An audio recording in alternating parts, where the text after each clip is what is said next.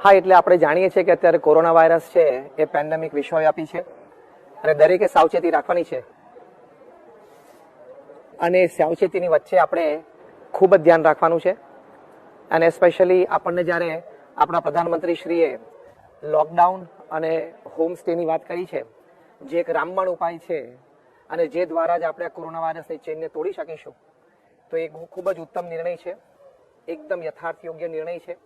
અને એ પ્રમાણે આપણે બહુ જ સારા અંશે રાખી શક્યા તો આપણને એના પરિણામો પણ અત્યારે સમાજમાં જોવા મળે છે. પણ હજી ખૂબ આપણે સાવચેતી રાખવાની છે. અને સાથે સાથે દેશમાં એક યુનિટી, એક સમ, એક રે ઓફ હોપ, એટલે આશાનું એક કિરણ. અને હું એકલો નથી, બધા મારી સાથે છે અને આપણે સાથે રહીને આ કોરોના વાયરસને હરાવી શકીશું એવી એક ભાવના, એવી એક હિંમત, એવી એક આશા દરેકના હૃદયમાં રહે, એની માટે આ વિવિધ કાર્યક્રમો થઈ રહ્યા છે. ગઈકાલે પણ આપણે બધા દેશવાસીઓએ રાત્રે 9 વાગે ભેગા થઈને 9 મિનિટ સુધી આપણે એક પ્રકાશ, ઉર્જા એ સાથે રાખીને આપણે એક સમ, આશા, હિંમત એનો એક સુંદર દેખાવ કરે બદલ દેશના બધા દેશવાસીઓને પણ ખૂબ ખૂબ અભિનંદન છે. એટલે ખૂબ સવડા પગલાં પ્રશાસન દ્વારા લેવાઈ રહ્યા છે અને એ પ્રમાણે આપણે રહીએ તો આપણને એમાંથી ખૂબ લાભ છે. સ્વામીજી, ભારતીય સંસ્કૃતિ અને આપણા ઇતિહાસમાં નજર કરીએ તો અનેક સંતો મહંતો એવા હતા કે જેઓ એકાંતવાસમાં ગયા. અમે પણ આપના જેવા ધર્મગુરુઓ સંતોને સાંભળતા હોઈએ, અમે પણ જે થોડું ઘણું જાણીએ છીએ તે પ્રમાણે કે તેઓ એકાંતવાસમાં જતા, પછી હિમાલયના ગુફા હોય કે પછી ગિરનારની ગુફા કે પછી અન્ય જંગલો, અત્યારે પણ લોકો એ જ પ્રકારનો અહેસાસ કંઈક કરી રહ્યા છે લોકડાઉનની વચ્ચે. તો એ એકાંતવાસ અને એ વખતની મળતી ઉર્જા આજે મેળવવા માટે આપણે શું કરવું જોઈએ અને કેટલી મહત્વની છે માણસના જીવન માટે?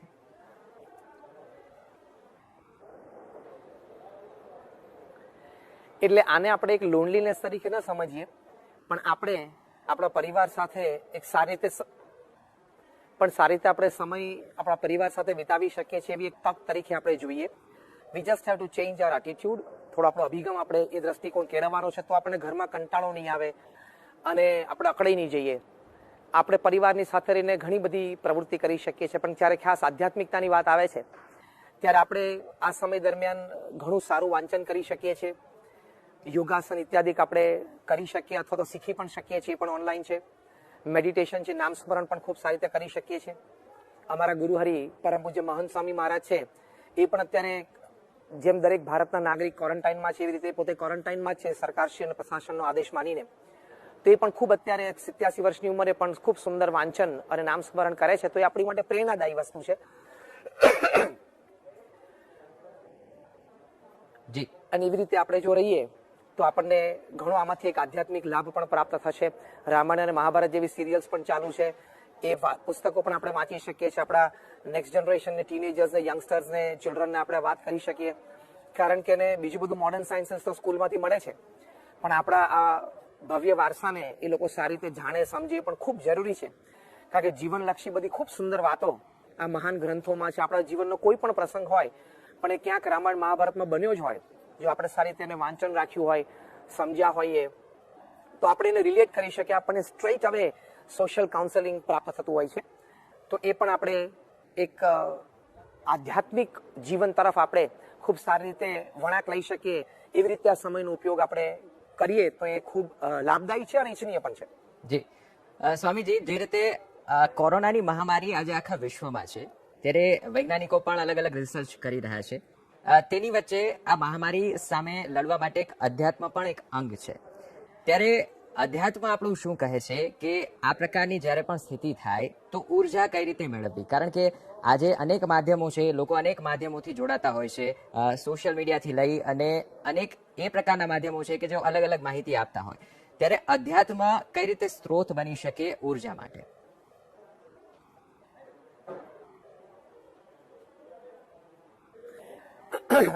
એટલે અધ્યાત્મમાં તો ખૂબ શક્તિ છે અને અધ્યાત્મ અત્યારે આપણે વિકસાવી શકીએ આપણા આંતરિક જીવનમાં, પારિવારિક જીવનમાં, એ ખૂબ જરૂરી છે. ખૂબ રિસર્ચિસ થઈ છે.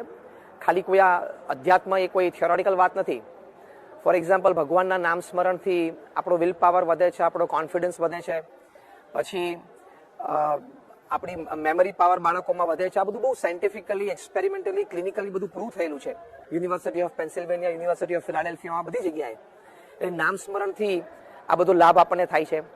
સાથે સાથે મેડિટેશન અને યોગાસનથી પણ ખૂબ લાભ થાય છે. એ પણ આપણે ખૂબ સમજ્યા છીએ, જાણ્યું છે. એટલે અધ્યાત્મથી જીવનમાં અનેક પ્રકારના આપણને લાભ છે જ. જેમ કંઈક આપણે સંયમી જીવન જીવવાની એક ટેક લઈએ, કંઈક સંયમી જીવન જીવવાની આપણને પ્રેરણાઓ મળે, તો એથી પણ આપણને ખૂબ લાભ છે.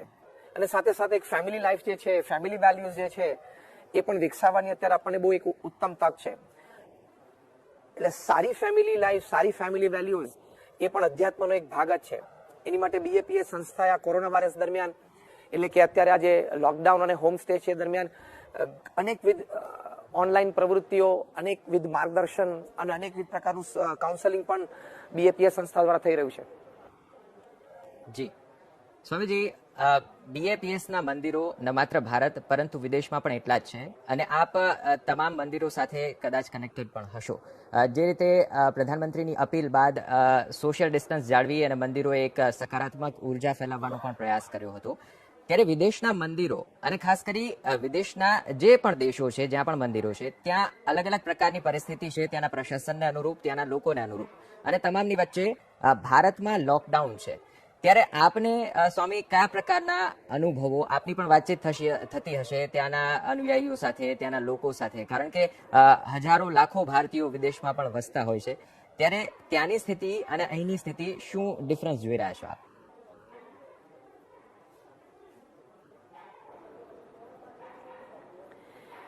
એટલે દેશ પરદેશમાં BAPSના તમામ મંદિરો જે છે તે દ્વારા સમાજ સેવાની તો ખૂબ સુંદર પ્રવૃત્તિઓ થઈ રહી છે.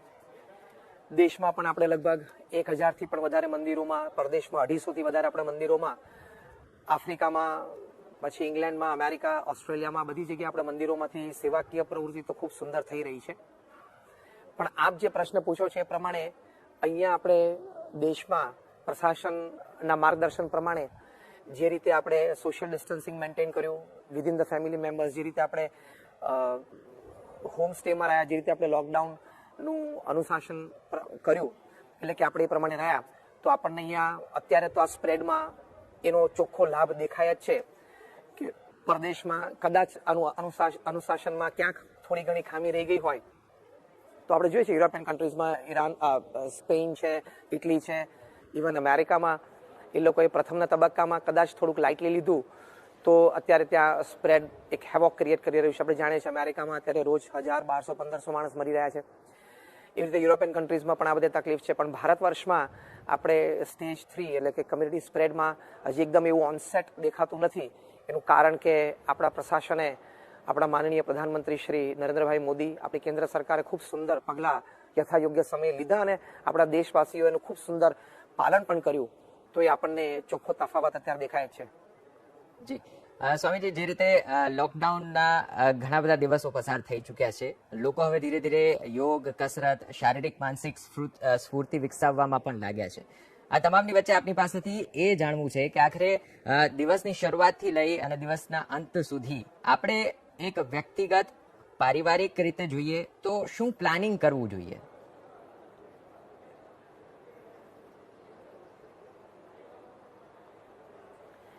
વ્યક્તિગત અને પારિવારિક રીતે પણ આપણે ખૂબ સુંદર આયોજન ઘરમાં કરી શકીએ છીએ. સવારે આપણે વહેલા ઉઠવાની એક ટેવ હોય, અને કદાચ ટેવ ના હોય તો આપણે ટેવ પાડવી જોઈએ. તો સવારે વહેલા ઉઠીએ, પછી આપણે આપણી દૈનિક ક્રિયાઓમાંથી પરવારીએ, પછી કંઈક યોગાસન હોય એ પણ આપણે કરી શકીએ. પછી સવારે 9, 10, 11 વાગ્યા સુધીમાં આપણે કંઈક વાંચન કરી શકીએ. કદાચ થોડા સમાચાર પણ આપણે ઓનલાઈન જોઈ શકીએ. થોડા 2-5 મિત્રો સાથે પણ આપણે વાતચીત પણ કરી શકીએ. એકબીજાને આશ્વાસન આપીએ, હૂંફ આપીએ, એકબીજાને પ્રેમની લાગણીની અનુભૂતિ કરાવી શકીએ. બપોરનું ભોજન પણ આપણે પરિવાર સાથે લઈ શકીએ. આ એક દિનચર્યા તમે પૂછીની વાત કરું છું. અને પછી આપણે સાંજના સમયે આપણી કોઈ એવી હોબી હોય જેમાં આપણે પ્રવર્તી શકીએ, તે હોબી પણ આપણે વિકસાવી શકીએ. અને એક વાત પ્રમુખ સ્વામી મહારાજ બહુ જ સરસ કરતા, એમનો જન્મ શતાબ્દી વર્ષ અમે ઉજવી રહ્યા છીએ ત્યારે એમનો એક અમૃત સંદેશ જે સમાજ માટે હતો કે ઘર સભા. એ પોતે પ્રમુખ સ્વામી મહારાજ દુનિયાના 60 દેશોમાં લગભગ 3.5 લાખ ઘર, ઓફિસ, ફેક્ટરી કે શોપમાં એમને પધરામણીઓ કરી, 7.5 લાખ પત્રોના જવાબ આપ્યા અને 18,000 ગામડામાં ફરે એક જન સમુદાયના માનસનો એમને ખૂબ અનુભવ, પારિવારિક પ્રશ્નો, પારિવારિક સમજૂતીઓ એ બાબતે એમને ખૂબ ઊંડાણપૂર્વકનો એક વિચાર અને સમજૂતી હતી. એ પોતે આ ઘર સભાની વાત કરતા ને આ ઘર સભાથી BAPSના લાખો પરિવારોને ખૂબ લાભ થયો છે. પરિવારમાં ક્યાંક પરિવારજનો વચ્ચે કુસંપ હોય તો સંપ થયો છે, પરિવારજનોમાં ક્યાંક મનભેદ હોય તો મનભેદ દૂર ગયા છે, સાસુ વહુના જે પ્રશ્નો છે એ પણ દૂર થયા છે, બાપ અને દીકરા વચ્ચે કંઈક ઓફિસમાં પ્રશ્નો હોય એ પણ દૂર થયા છે. આવા અનેક લાભ થયા છે. એ ઘર સભા એટલે શું? તો એ ઘર સભા એટલે સાંજે અડધો કલાક માટે પરિવારજનો એ બધા આધ્યાત્મિક સેશન માટે ભેગા થયો, સ્પિરિચ્યુઅલ સેશન. એમાં પ્રથમ 5 મિનિટ જે પણ ભગવાનમાં આપણે માનતા હોય ભગવાનનું આપણે નામસ્મરણ કરી શકીએ. પછી લગભગ 10 મિનિટ માટે આવા આધ્યાત્મિક ગ્રંથો, ગીતા છે, રામાયણ છે, મહાભારત છે, ભગવાન સ્વામિનારાયણ જીવન ચરિત્ર છે, પ્રમુખ સ્વામી જેવા મહાન સંતનું જીવન ચરિત્ર છે, એ આપણે વાંચીએ તો આપણે જીવન જીવવાની ઘણી બધી દિશાઓ મહાપુરુષોના જીવનમાંથી આપણને મળી શકે છે. અને ઘણા એવા મહાપુરુષો છે, નેલ્સન મંડેલા છે, APJ અબ્દુલ કલામ છે, એમના પણ જીવન પ્રસંગો તમે વાંચી શકો, સંભળાવી શકો. ત્યાર પછી 5 મિનિટ માટે ઘરના બધા સભ્યોએ આપલે કરવી કે કોને શું ગમ્યું, કોને શું વાત સારી લાગી, અને રોજ અલગ અલગ ઘરના સભ્યોએ વાંચે અને પછી ડેઝ હેપનિંગ્સ કંઈક શેર કરવું એકબીજા સાથે, તો આપણે એ રીતે શેર કરી શકીએ. તો આને પ્રમુખ સ્વામી મહારાજ ઘર સભા કહેતા. પ્રમુખ સ્વામી મહારાજ એમના વિશાળ અનુભવ અને શાણપણામાંથી હંમેશા કહેતા કે ઘર સભાથી વિશ્વ શાંતિ થશે.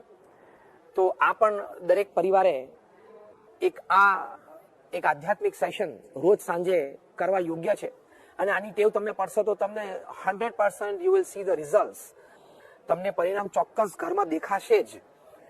કારણ કે આ બાબતે બહાર પણ યુનિવર્સિટી ઓફ કોલંબિયા ઇત્યાદિમાં ઘણી બધી રિસર્ચિસ થઈ છે કે કંઈક spiritual sessions, religious rites and rituals family members બધા સાથે રહીને કરે તો લેવલ ઓફ ટોલરન્સ ફેમિલી મેમ્બર્સમાં વધતું હોય છે. પછી લેવલ ઓફ એક્સેપ્ટન્સ પણ ફેમિલી મેમ્બર્સમાં વધતું હોય છે. આવા ઘણા બધા લાભ થતા હોય છે. તો એ આપણે એ લાભ લઈ શકીએ છીએ. તો આવી એક દિનચર્યા આપણે રાખી શકીએ. ઇન શોર્ટ, વાંચનનો શોખ અથવા તો વાંચનની ટેવ આપણે વિકસાવી શકીએ. ફેમિલી મેમ્બર સાથે બેસવાની, એની સાથે સમય ગાળવાની એ પણ ટેવ આપણે આમાં પાડી શકીએ છીએ. પછી આપણને કાયમ માટે રહે. બીકોઝ આપણે નાનપણથી ભણ્યા છીએ કે family that eats together, plays together, sits together, works together, they always live together. તો એ ચરિતાર્થ કરવાનો અત્યારે આપણી પાસે આ સમય છે. તો આપણે સમયનો આપણે સદુપયોગ ચોક્કસ કરી શકીએ છીએ. સ્વામીજી, ચર્ચાને માત્ર સત્સંગીઓ પૂરતી કે માત્ર ધર્મ પૂરતી નહીં, સમગ્ર માનવ જાતની દ્રષ્ટિએ આજે આપણે જો વાત કરીએ, આપ અભ્યાસુ છો, દેશ વિદેશમાં અનેક સ્થળો પર આપ પ્રવચન આપી ચૂક્યા છો, આપનું વાંચન પણ વિશાળ હશે. ત્યારે જાણવા એ માગવું છે કે અલગ અલગ ધર્મ ગ્રંથો, વાત કરીએ બાઇબલની, શ્રીમદ ભગવદ્ ગીતાની વાત કરીએ, કુરાનની વાત કરીએ, આ તમામ ધર્મ ગ્રંથોમાં શું શીખવવામાં આવ્યું છે કે જ્યારે આવી સંકટ સમયની પરિસ્થિતિ આવે ત્યારે આપણે શું કરવું જોઈએ? આપનો અભ્યાસ શું કહે છે?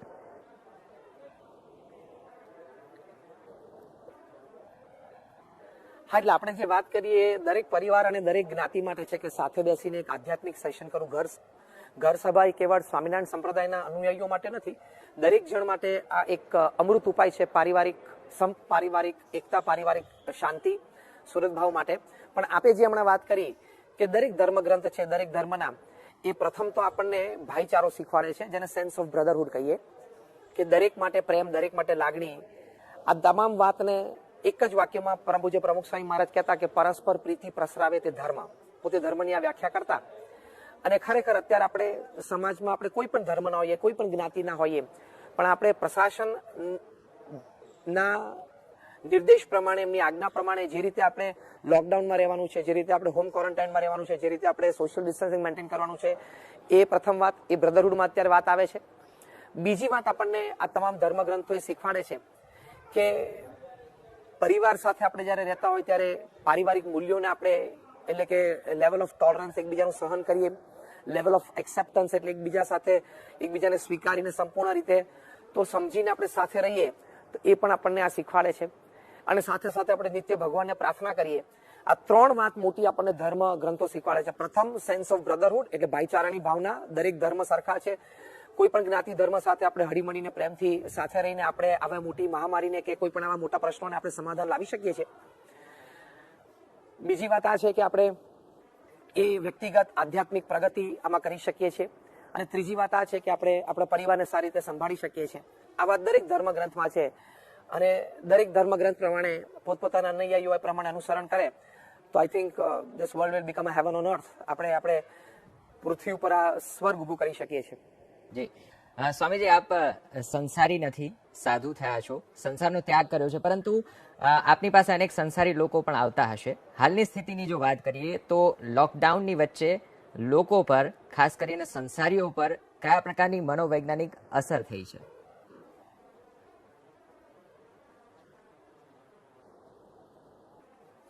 હા, એટલે બની શકે કે અત્યારે પરિવારમાં બધા રહેતા હોય તો એકલપણાનો થોડો અનુભવ થાય, કારણ કે મિત્રોને હળવા મળવાનું ના થઈ શકે.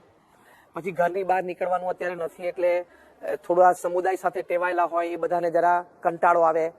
તમે જે મનોવૈજ્ઞાનિક શબ્દ વાપરો કે થોડી મેન્ટલી ઇફેક્ટ થાય, થોડો સ્ટ્રેસ અનુભવાય, થોડું એક ટેન્શન અનુભવાય. કારણ કે ઘણી વખત હસતા હસતા લોકો કહે છે કે અત્યારે ઘરમાં રેલવેના ડબ્બામાં બેઠા હોય પરિસ્થિતિ થાય છે કે ઉભા થઈને બાથરૂમમાં જઈએ અને પાછા ઘરમાં આવીને પાછા પોતાના સ્થાને બેસી જવાનું. એટલે થોડું આ નિયંત્રણ ઘણું બધું છે. એટલે સ્વાભાવિક છે થોડો સ્ટ્રેસ, થોડો ટેન્શન, આમ બંધાઈ ગયેલા છે એવી એક અનુભૂતિ આપણને થાય. પણ સાથે સાથે એ પરિસ્થિતિમાં આપણે આપણા મન ઉપર આપણો કેટલો કાબુ છે એનો આપણને પહેલા તો પરિચય થયો કે how much we are in control of are on minds, are on thought processes. એનો આપણને એક સારો પરિચય મળ્યો. બીજું, આપણે આપણા માઇન્ડને ટ્રેન કરી શકીએ છીએ એવું બધાને એક અનુભૂતિ થઈ. આપણે ફાસ્ટ ફૂડ વગર રહી શકીએ છીએ દિવસો સુધી. આપણે બહાર હરવા ફરવા ન જઈએ તો પણ આપણે પરિવાર સાથે રહી શકીએ છીએ. કદાચ ઉનાળાના વેકેશનમાં કોઈ વખત બહાર જવાનું ન થયું તો ઘરવાળીને પણ પરિવાર સાથે આપણે આનંદ કરી શકીએ છીએ. આ બધી ઘણી બધી હકીકતોનો એક અહેસાસ આપણને થયો છે. એટલે live interaction with your family members is one of the greatest joy upon this earth, Harvard યુનિવર્સિટીના એક સ્ટડી પ્રમાણે. એટલે મનોવિજ્ઞાનની દ્રષ્ટિએ જોઈએ તો આપણે આપણા માણસને સારી રીતે ટ્રેન કરવાનો આ એક અવસર છે. તો એ કરવાનો આપણે ચોક્કસ પ્રયત્ન કરવો જોઈએ અને થઈ પણ શકે છે. જી સ્વામીજી, ઘણા બધા ફેમિલી મેમ્બર્સ એવા હશે કે એ લોકોને રિયલાઇઝ થયું હશે કે family life is much better than social media life, or may be it's quite more much better. એટલે ઘણું સારું છે. કદાચ આપણે બહાર હરવા ફરવા જઈએ એનો પણ એક આનંદ છે, પણ પારિવારિક જીવનનો સૌથી મોટો આનંદ છે એની અનુભૂતિ ઘણા બધાને થઈ પણ હશે. યસ સ્વામીજી, BAPS સંસ્થા આપણે કચ્છની હોનારતમાં પણ જોયું, મોરબી હોનારતમાં પણ જોયું. અત્યાર સુધી જે સમાજ સેવા, જનસેવાની વાત આવે તો અગ્રેસર હોય છે, અને આ વખતે અત્યારે લોકડાઉનની સ્થિતિમાં પણ જોઈ રહ્યા છીએ. તો એક આધ્યાત્મિક સંસ્થા તરીકે આપ જ્યારે BAPSના પ્રતિનિધિ છો, આ પ્રકારે સંકટની ઘડીમાં આધ્યાત્મિક જે સંસ્થા છે તેની શું ભૂમિકા હોય છે?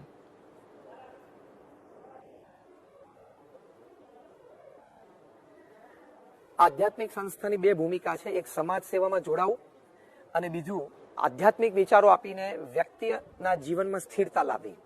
આ બે મુખ્ય આધ્યાત્મિક સંસ્થાના આવા પ્રસંગે સમાજ પ્રત્યેની એક જવાબદારીના મુખ્ય મુદ્દા છે.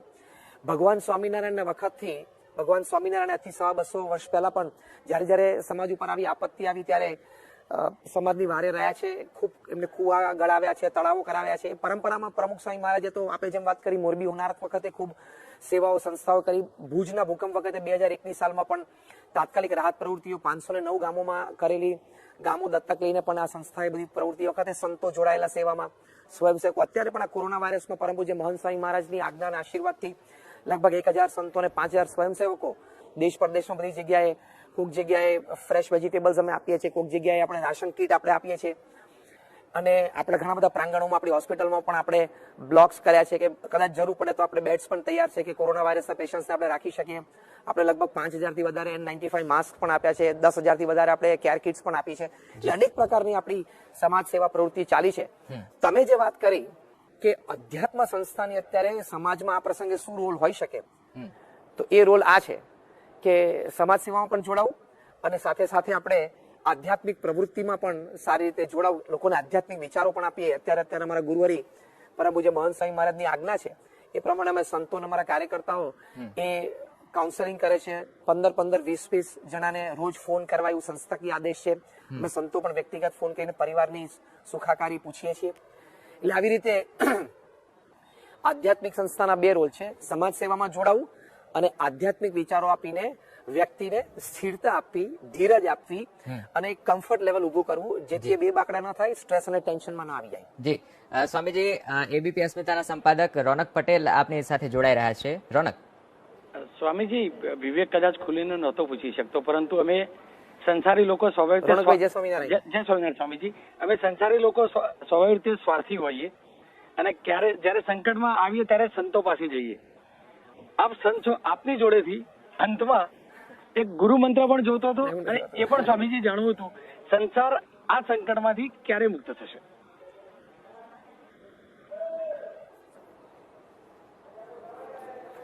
એટલે ગુરુ મંત્ર તો અમે તો કેવા ગુરુ નથી. અમારા ગુરુ હરિ તો પરમ પૂજ્ય મહંત સ્વામી મહારાજ છે. પણ પરમ પૂજ્ય મહંત સ્વામી મહારાજનો અત્યારે સમાજ માટે બહુ જ મોટો સંદેશો છે. એ સંપ, સુરદભાવ અને એકતાનો સંદેશો છે. પ્રમુખ સ્વામી મહારાજ હંમેશા કહેતા કે પરસ્પર પ્રીતિ પ્રસરાવે તે ધર્મ. અને અત્યારે મહંત સ્વામી મહારાજ કહે છે કે આપણે સંપ રાખવો, સુરદભાવ, થોડું મોટું મન રાખવું, થોડુંક જતું કરવું અને સંપની ભાવના કેળવવી. કારણ કે 70-80 વર્ષનું જીવન છે આપણું અને એ દરમિયાન આપણે ઝઘડામાં સમય કાઢીએ, રાગ દ્વેષમાં સમય કાઢીએ કે પછી એવી રીતે એવી અનિચ્છનીય પ્રવૃત્તિ અને ભાવનાઓમાં અને વિચારોમાં સમય કાઢીએ તો જીવન જીવવાનો આનંદ નહીં આવે. એટલે થોડુંક જતું કરવું, મોટું મન રાખવું, ખમી જવું, અનુકૂળ થવું, આ અત્યારે અમારા ગુરુહરિ પરમ પૂજ્ય મહંત સ્વામી મહારાજનો એક સંદેશો છે, એક ગુરુ મંત્ર જે તમે શબ્દ વાપર્યો હોય. પરિવારમાં પણ, આપણી ઓફિસ પ્લેસ ઉપર પણ અને આપણા મિત્ર મંડળમાં અને આપણા સગાવાલામાં પણ આ થોડી ભાવનાઓ અને વિચારો અપનાવીને આપણે સંપ કેમ જળવાઈ રહે સમાજમાં, પરિવારમાં, એ ખૂબ જરૂરી છે. કારણ કે યુનિટી, સંપ હશે તો આપણે ગમે તેવી મહામારીને પહોંચી વળશું. પણ જો ક્યાંક કોઈક રાગદ્વેષથી, કોઈક કંઈક જુદી વિચારધારાથી ક્યાંક આપણો સંપ તૂટશે ને તો સમાજને મોટી આપત્તિ આવશે. એટલે જેમ આપણે અંગ્રેજીમાં કહેવત ભણ્યા કે united we stand and divided we fall. તો અત્યારે આપણે કોઈ પણ ધર્મના હોઈએ, કોઈ પણ જ્ઞાતિના હોય, કોઈ પણ આપણી વિચારધારા હોય, પણ આપણે પ્રશાસનને અનુકૂળ થઈને એમના નિર્દેશ પ્રમાણે સંપૂર્ણ સંપ રાખીને જો આપણે વર્તીશું તો આ મહામારીમાંથી આપણે ચોક્કસ આપણે બહાર આવી શકીશું. અને પરમ પૂજ્ય મહંત સ્વામી મહારાજનો પણ સંદેશો, એમના આશીર્વાદ છે કે આપણે જલ્દીથી આમાંથી બેઠા થઈ શકીશું. આપણી હેલ્થ અને ઇકોનોમી એ પણ ધીમે ધીમે સારી રીતે રિવાઇવ થઈ શકશે. ચોક્કસ. સ્વામીજી, આખરે આપની પાસેથી સમયનો અભાવ હોવાથી ટૂંકમાં જાણવું છે કે આ આપદાનો અંત કેવો જોઈ રહ્યા છો આપ? શું અલગ હશે જ્યારે કોરોનાની મહામારી પૂરી થશે?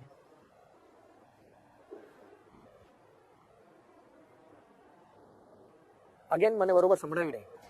સ્વામીજી, ટૂંકમાં આપની પાસેથી જાણવું છે કે આખરે આ આપદા કોરોનાની મહામારી જ્યારે પૂર્ણ થશે, અંત કેવો હશે આપની દ્રષ્ટિથી?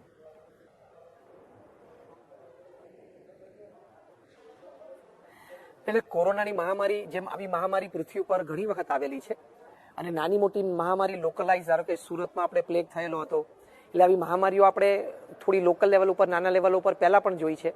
પહેલા પણ પૃથ્વી આ ઘણા વર્ષો પહેલા સ્પેનિશ ફ્લૂ પણ હતો, ત્યારે પણ લાખો લોકોનું મૃત્યુ થયેલું. એટલે આવી મહામારીનો પહેલો પ્રસંગ નથી આ પૃથ્વી પર. અને મહામારી પૂરી થાય એટલે કે સમાજ સંપૂર્ણ એમાંથી સ્વચ્છ બને પછી ધીમે ધીમે તમામ પ્રકારની પ્રવૃત્તિઓ સમાજમાં શરૂ થાય જ છે. અને ધીમે ધીમે લોકોનું સ્વાસ્થ્ય, રોજિંદુ જીવન, નોકરી, ધંધો, વેપાર બધું રોજિંદુ ધીમે ધીમે શરૂ થાય છે. સમાજ પાછો બેઠો પણ થાય છે. એ રીતે કોરોના વાયરસના અંત પછી પણ સારી રીતે સમાજ દરેક રીતે બેઠો થઈ જ શકશે. જી સ્વામીજી, ખૂબ ખૂબ ધન્યવાદ ચર્ચામાં અમારી સાથે જોડાયા અને જે સકારાત્મક મુદ્દાઓ આપે મૂક્યા છે, આશા રાખીએ કે સમાજને ખૂબ જ ઉપયોગી થશે. અને સાથે જ આ મહામારીમાંથી અમે પણ પ્રયાસ કરી રહ્યા છીએ કે ખૂબ ઝડપથી આપણે સૌ કોઈ બહાર આવી જઈએ.